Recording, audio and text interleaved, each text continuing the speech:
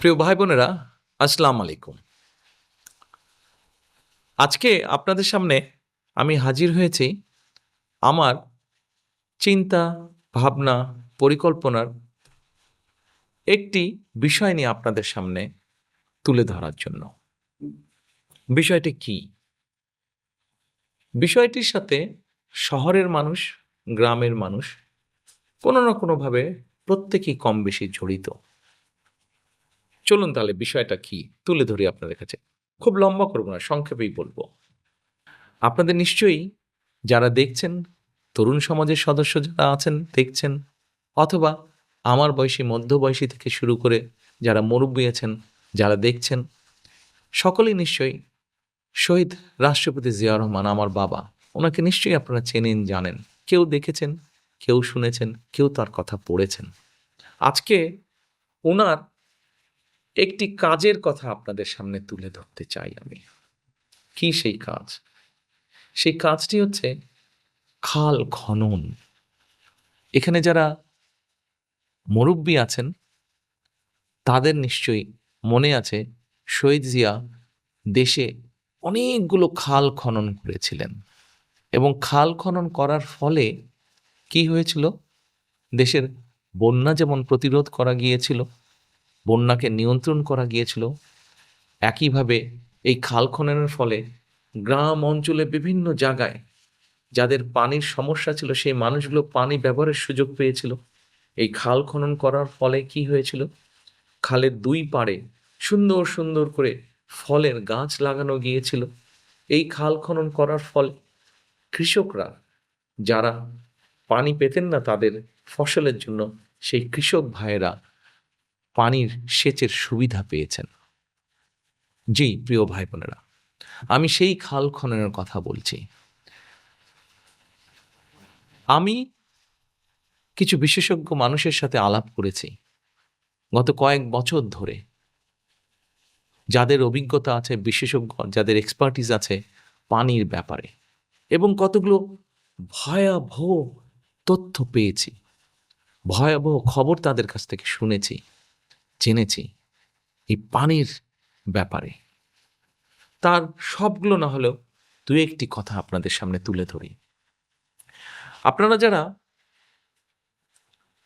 দেশগ্রামে থাকেন, গ্রাম অঞ্চলে থাকেন, তারা নিশ্চয়ই খেয়াল করে দেখেছেন, আপনার বয়স যদি আজকে 40 বছর হয়ে থাকে, ধরলাম একটি উদাহরণ হিসেবে ধরি, আপনার বয়স যখন 15 বছর ছিল বা 15 থেকে 20-এর মধ্যে ছিল, তখন নিশ্চয়ই আপনার খেয়াল আছে আপনার আশেপাশে যখন কোনো একটি টিউবওয়েল বসানো হতো, তখন হয়তো 50 ফিট, ম্যাক্সিমাম হয়তো 100 ফিট ভেতরে গভীরে গেলেই পানি উঠত। কিন্তু ঠিক সেই একই জায়গায় এখন হয়তো কয়েকশত ফিট ভেতরে গেলে তখন পানি উঠে। অর্থাৎ কি দাঁড়াচ্ছে? দাঁড়াচ্ছে যে আমাদের মাটির নিচে যে পানি আছে সেই পানিটা আস্তে আস্তে আমরা ব্যবহার করার কারণে পানির স্তরটা নিচে নেমে যাচ্ছে। যারা আপনারা ঢাকা শহরে আছেন, সবগুলো শহরের কথা আমার মনে নেই, ঢাকা শহরের কথাটা আমার মনে আছে। যারা ঢাকা শহর আছেন তাদের জানার জন্য বলছি, এই ঢাকা শহরে আপনি যদি একটি টিউবওয়েল বসান এখন, আপনাকে মিনিমাম 600 থেকে 700 ফিটের মতন গভীরে যেতে হবে, তাহলে আপনি পানি পাবেন। আমি যে বয়সের কথা বললাম সেই বয়সের একটি ঘটনা আমার মনে আছে। সেই বয়সে আমরা তখন ঢাকার সেনানে বেশি থাকতাম। 25-30 ফিট ভেতরে গেলেই পানি, মাটির নিচে গেলেই পানি বুদবুদ করে বের হতো। অথচ আজকে সেই ঢাকা শহরে 600 ফিট গভীরে যেতে হয়, তাহলে পানি উঠে। অনেক ক্ষেত্রে তারও বেশি যেতে হয়। এতে গেল একটি বিষয়। আসেন এবার, কেন খাল খনন করা আরেকটি জরুরি কারণে প্রয়োজন, যেই কারণে শহীদ জিয়াও খাল খনন করেছিলেন। সেটি হচ্ছে এই যে দেখুন, বছরখানেক আগে আপনাদের নিশ্চয়ই প্রত্যেকের মনে আছে, নোয়াখালী, লক্ষ্মীপুর, ফেনী এই অঞ্চল জুড়ে হঠাৎ করে সীমান্তের ওপার থেকে পানি ছেড়ে দিল। হঠাৎ করে বানের পানি এসে সব ভাসিয়ে ফেলল। হাজারো লক্ষ মানুষের ঘর ভিটে সব ডুবে গেল। মাঠের ফসল সব নষ্ট হয়ে গেল। চিন্তা করে দেখুন কত বিরাট একটি অঞ্চল। আমরা যদি কল্পনা করি একটি বড় পুকুর, কত বড় পুকুর আপনি কল্পনা করবেন? ধরেন একটি বড় পুকুর, যেই পুকুরটির আয়তন লক্ষ্মীপুর, ফেনী, নোয়াখালী ৩টি জেলার সমান। চিন্তা করতে পারেন কত বড় পুকুর? এই বড় পুকুরের গভীরতা যদি ধরেন ৭ ফুট গড়ে, তাহলে চিন্তা করেন ওই পুকুরে কতগুলো পানি, কি পরিমাণ পানি! এই পানিগুলো আসলো, মানুষের ঘর বাড়ি, সম্পত্তি, ফসল সব নষ্ট করে দিল। ২ সপ্তাহ পরে পানিগুলো চলে গেল সমুদ্রে।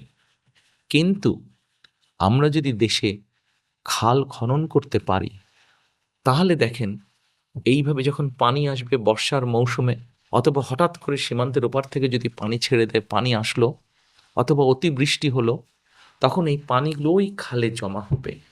ওই খালে জমা হলে কি হবে?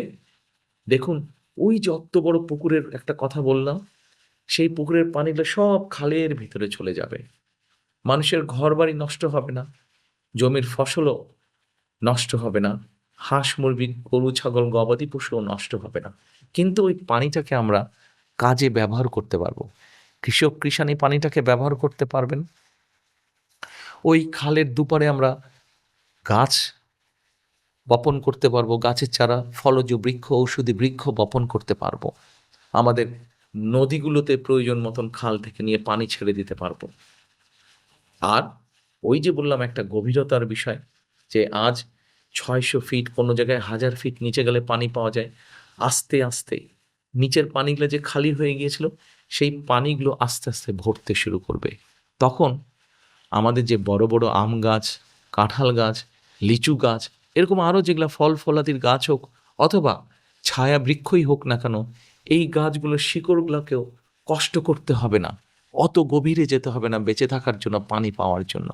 আস্তে আস্তে বৃষ্টির পানি, নদীর পানি, খালের পানি মাটির ভেতরে যাবে এবং ধীরে ধীরে ওই যে যেই পানি আমরা হারিয়েছি, সেই পানিগুলো আস্তে আস্তে আবার মাটির ভিতরে সেই স্তর উপরে উঠতে থাকবে।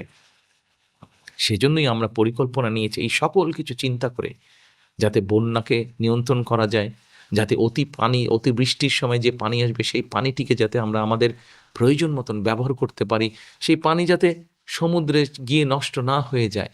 সেজন্যই আমরা খাল খনন করতে চাই, প্রিয় দেশবাসী। এবং আমাদের পরিকল্পনা আছে, ইনশাল্লাহ আপনাদের সমর্থনে, আল্লাহর রহমতে আগামী নির্বাচনে ধানের শীষ জয়যুক্ত হলে সারা বাংলাদেশে আমরা ২০,০০০ কিলোমিটার খাল খনন করতে চাই। ২০,০০০ কিলোমিটার খুব সহজ না, কাজটা বেশ কঠিন, কিন্তু আমরা সবাই মিলে যদি কোদাল ধরি, নিশ্চয়ই আমরা এই কাজটি করতে পারবো। এবার আসেন, খাল তো গেল, খালের পাশাপাশি এই খালের পানিকে যাতে আরও বৈজ্ঞানিক উপায়, পরিকল্পিত উপায়ে যাতে আমরা ব্যবহার করতে পারি, সেই জন্য কোনো কোনো জায়গায় কিছু কিছু ব্যারেজ নির্মাণ করতে হতে পারে, আমাদের করতেই হবে আসলে। যেমন ধরেন পদ্মা ব্যারেজ, যেমন তিস্তা ব্যারেজ। এই ব্যারেজগুলো আমাদেরকে নির্মাণ করতে হবে। এই ব্যারেজগুলো যখন আমরা নির্মাণ করব, দেখবেন এর আশেপাশেই কত মানুষের ফসল, জমি, এগুলো সব গড়ে উঠবে, উৎপাদন বাড়বে, মানুষের কর্মসংস্থান বাড়বে। এবার আসেন প্রিয় ভাই বোনেরা, আপনাদের সামনে আমার আরেকটি পরিকল্পনার কথা বলি। আজকে ধরেন কারো বয়স ৪০, কারো বয়স ৫০, কারো বয়স ৬০। আপনার বয়স যখন ২০ বছর ছিল, চিন্তা করে দেখুন তো, আপনি তখন আপনার আশেপাশে যে পরিমাণ সবুজ দেখতেন, যে পরিমাণ গাছপালা দেখতেন, সেই বড় বট গাছটি, সেই বড় আম গাছটি, সেই বড় ঝাউ গাছটি, এমন গাছ কি আপনি এখন দেখতে পান? দেখতে কিন্তু আপনি পান না। সারা বাংলাদেশে গাছের সংখ্যা কেমন করে জানি কমেই যাচ্ছে, শুধু কমেই যাচ্ছে। কিন্তু এই গাছ যদি কমে যায়, তাহলে আমরাই বা বাঁচবো কেমন করে? কি করে আমরা, গাছ কমে গেলে কি করে আমরা বুক ভরে শ্বাস নিব। একবার চিন্তা করেছেন এই বিষয়টির জন্য আমরা আপনাদের সমর্থন ইনশাল্লাহ পেলে আগামী নির্বাচনে ধানের শীষ বিজয় হলে আমরা সারা বাংলাদেশে বৃক্ষরোপণ অভিযান শুরু করতে চাই। এই বৃক্ষরোপণ অভিযান আমরা বছরে অন্তত কয়েক কোটি গাছ আমরা রোপণ করতে চাই, কয়েক কোটি বৃক্ষ আমরা রোপণ করতে চাই। হয়তো অনেকে আমাকে জিজ্ঞেস করতে পারেন, এত কোটি কোটি বৃক্ষ যে রোপণ করবেন, চারা পাবেন কোথায়? সে সমাধানও কিন্তু আমরা বের করেছি প্রিয় ভাই বোনেরা। মোটামুটি বাংলাদেশের সবগুলো উপজেলায় একটি করে নার্সারি আছে এবং আমরা খবর নিয়ে দেখেছি এই নার্সারিগুলোতে গড়ে প্রায় 25,000-এর মতন বছরে তারা চারা উৎপাদন করতে পারে। 20 থেকে 25,000-এর মতন চারা উৎপাদন করতে পারে। প্রত্যেকটি উপজেলায় একটি করে সরকারি নার্সারি আছে। আমরা যদি একটু জোর দিয়ে একটু পরিকল্পনা করি তাহলে এই উৎপাদন প্রায় ডবলের কাছাকাছি করা সম্ভব, অর্থাৎ প্রায় 35 থেকে 40,000 করা সম্ভব। এবার আপনি হিসাব করে নিন যে যদি আপনি এক একটি নার্সারিতে প্রায় 40,000 চারা উৎপাদন করতে পারেন, তাহলে যতগুলো উপজেলা আছে 465 উপজেলা, কত চারা আপনি উৎপাদন করতে পারবেন? এ তো গেল সরকারি নার্সারির হিসাব। এর বাইরে ব্যক্তি পর্যায়ে সারা বাংলাদেশে, শুধু ঢাকা শহর না, প্রত্যেকটি জেলা শহর, প্রত্যেকটি উপজেলায় ব্যক্তি পর্যায়ে নার্সারি আছে। আমরা হিসাব করে দেখেছি, কম বেশি যতটুকু খবর আমরা জোগাড় করতে পেরেছি, বাংলাদেশে 1 লক্ষ নার্সারি আছে। আমরা যদি সবগুলো নার্সারিকে সুন্দরভাবে পরিকল্পিতভাবে সাজিয়ে নিয়ে কাজ শুরু করতে পারি, তাহলে বছরে 1 কোটি, 2 কোটি, 3 কোটি গাছের চারা উৎপাদন করা কোনোই অসম্ভব কাজ নয়। কেউ হয়তো জিজ্ঞেস করতে পারেন, আপনি কি সারা বছর গাছ লাগাবেন? নো, আমরা সারা বছর গাছের চারা রোপণ করব না। গাছের চারা তো রোপণ করবেন আপনি বর্ষার সময়, মনসুন সিজনে, অর্থাৎ 3 মাস সময় আপনার হাতে।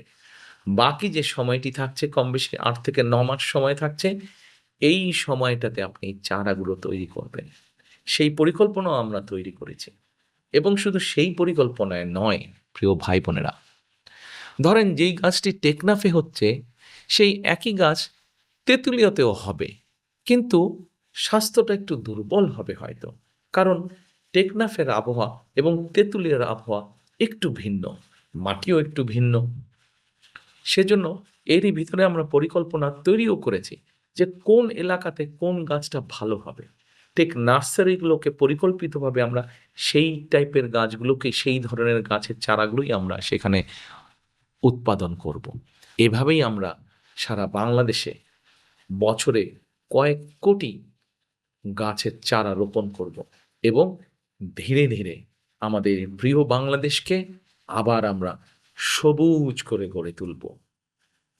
কাজটা কঠিন, কিন্তু আমরা সকলে মিলে যদি চেষ্টা করি, সকলে মিলে যদি আমরা একটি করে গাছ প্রতি বছর রোপণ করি, তাহলে অবশ্যই এই বাংলাদেশ সবুজ বাংলাদেশে পরিণত হবে। অর্থাৎ করব কাজ, গর্ব দেশ, সবার আগে বাংলাদেশ। প্রিয় ভাই বোনেরা, আজ এ পর্যন্তই রাখি। আল্লাহ হাফেজ। বাংলাদেশ জিন্দাবাদ, বাংলাদেশ জাতীয়তাবাদী দল জিন্দাবাদ। আসসালামু আলাইকুম।